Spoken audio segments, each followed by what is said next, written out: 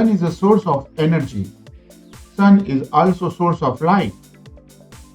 The light from the sun travels from one point to another point in form of waves.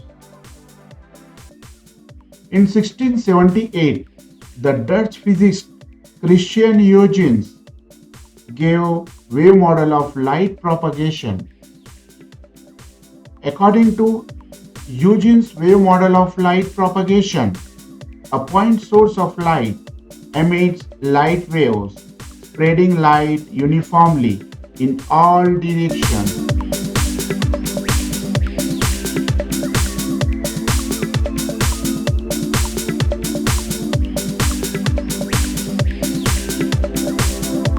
According to this theory, light spreads equally in all directions. After a time t, the locus of points which vibrate with same amplitude and are in phase gets a shape of sphere.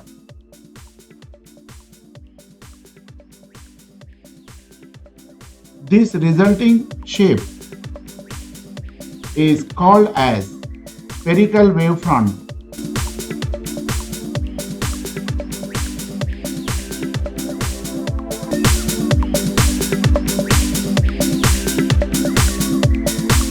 If a point source emitting light wave traveling away from source equally in all directions, the locus of points which vibrate with same amplitude and in phase called as spherical wave.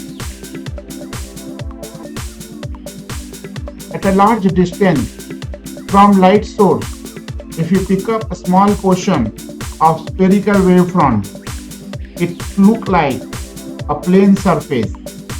This small plane surface of spherical wavefront is called as plane wave. According to wave theory of light, each point of the wavefront acts again a source of light called secondary source of light. These secondary sources of light sends light in all possible directions.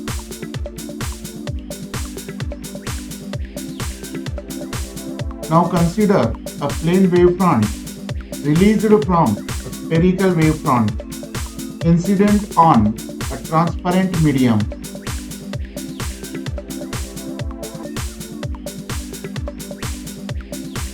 Now let us represent this plane wavefront by a single straight line AB.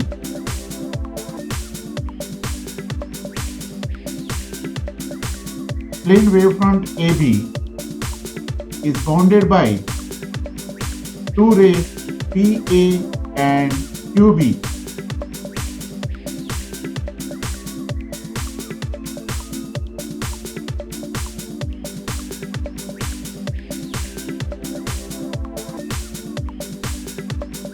The plane wavefront AB continues travel towards transparent medium.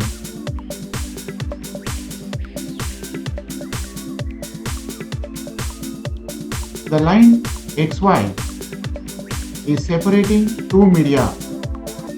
The wavefront A'(B' is traveling from rarer medium to denser medium.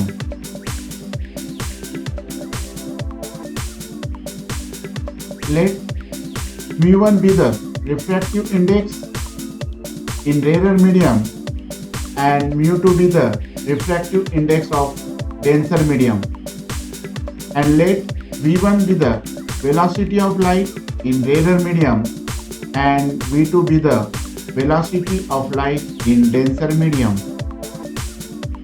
The point A' acts as a secondary source of light, spreading secondary wave.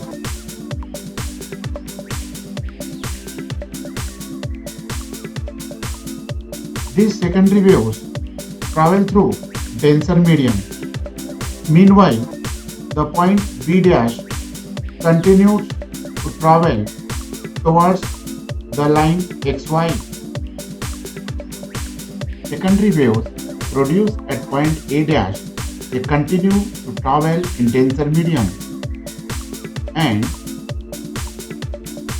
point B dash continues to travel an incident line of separation xy at point C.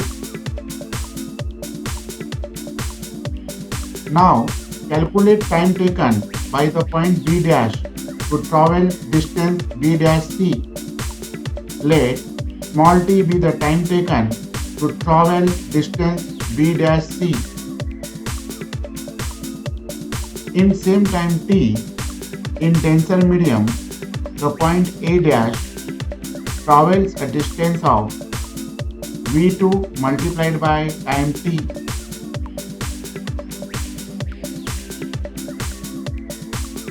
Now let us draw an arc of radius equals to V2 multiplied by t in denser medium, A dash as center.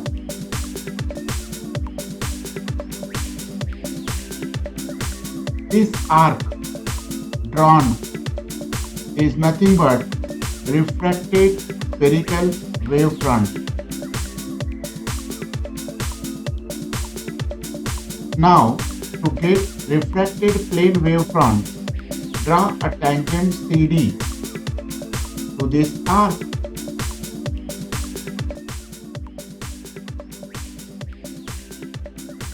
Now, draw A dash D and produce it further.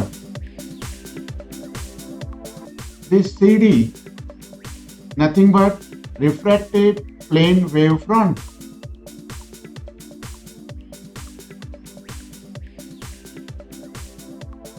This refracted wavefront travel further in denser medium. Now we draw a normal at point A dash.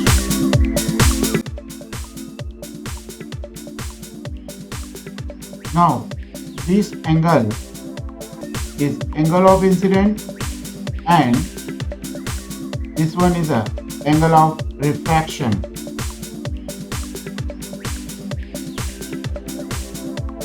From geometry of the figure, this also becomes angle of incident and this is a angle of refraction R.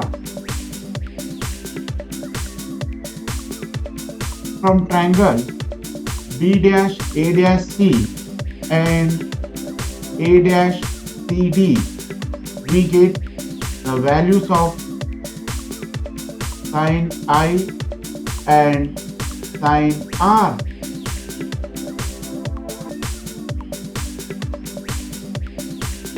Sin I equals to B dash C divided by A dash C, and the value of sin R equals to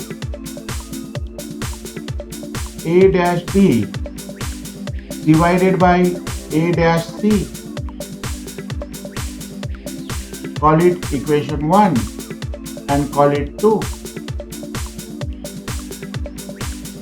Now from figure, distance B dash C equals to velocity of light in rarer medium multiplied by time t, and in denser medium A dash D equals to velocity of light in denser medium multiplied by time t. Therefore, sin I divided by sin R equals to B dash C upon A dash C divided by A dash D divided by A dash C.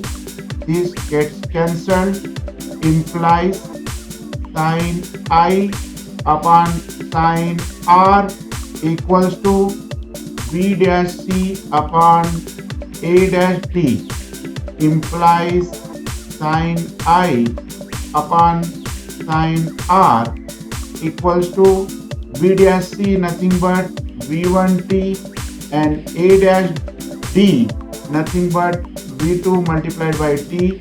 T gets cancelled, implies sin I upon sin R equals to V1 divided by V2. Sin I upon sin R nothing but refractive index of second medium with respect to first medium, which is equivalent to velocity of light in rarer medium divided by velocity of light in denser medium.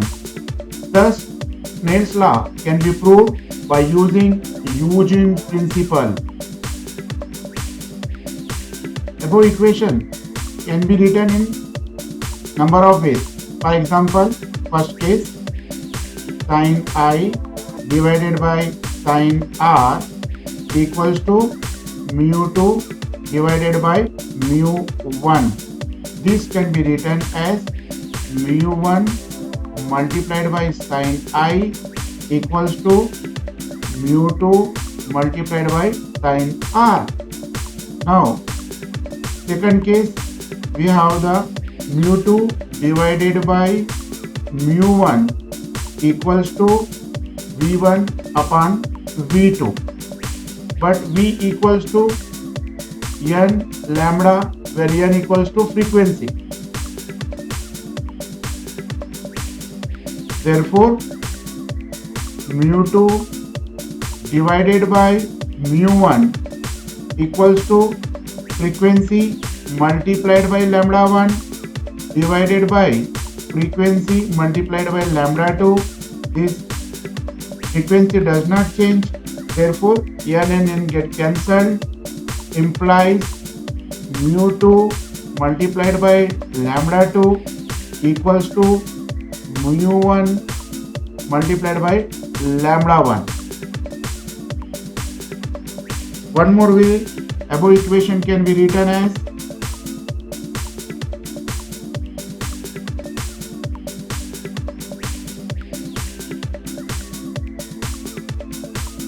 that is sin I divided by sin R equals to lambda 1 divided by lambda 2 implies lambda 2 multiplied by sin I equals to lambda 1 multiplied by sin R. So, all above is support Snell's law. Thus, Snell's law can be proved by using Huygens principle.